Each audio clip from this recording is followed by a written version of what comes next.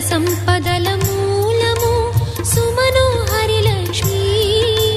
శ్రీచక్రవాసిని మాత శ్రీ విష్ణు ధర్మ పత్ని తనని నమ్మిన భక్తులకు దరిద్రమును బాపు కొలిచెడి వనితల కొంగులలో బంగారము నింపు అష్టలక్ష్ములారు